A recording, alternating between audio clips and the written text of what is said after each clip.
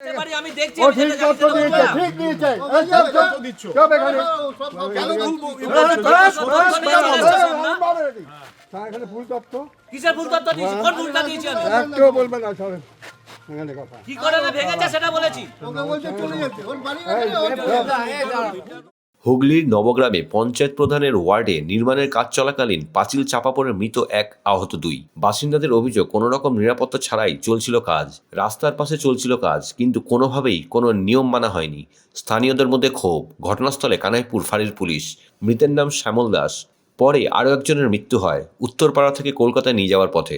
আহত সোনাশীলকে উত্তরপাড়া থেকে কলকাতা মেডিকেল কলেজে রেফার করা হয়। এখানে একটা কনস্ট্রাকশন হচ্ছিল, একটা ফ্ল্যাট তৈরি হচ্ছিল। সেই ফ্ল্যাটের একটা পাঁচিলের মধ্যে মিটার ঘর ছিল, সেই মিটার ঘরটা ভাঙা হয়নি, কিন্তু কোনো কারণে হোক কাজ করতে করতে পাঁচিলটা ভেঙে পড়ে এবং কয়েকজন মারা যায়, আর দুজন হসপিটালাইজ হয়েছে। এখানকার যে সিপিএম এর সদস্য তারা অভিযোগ করছে যে বেআইনি কনস্ট্রাকশন হচ্ছে। কোনো রকম বেআইনি, এটা জেলা পরিষদ থেকে পারমিশন নিয়ে করা হয়েছে, কোনো রকম বেআইনিভাবে কাজ করছে।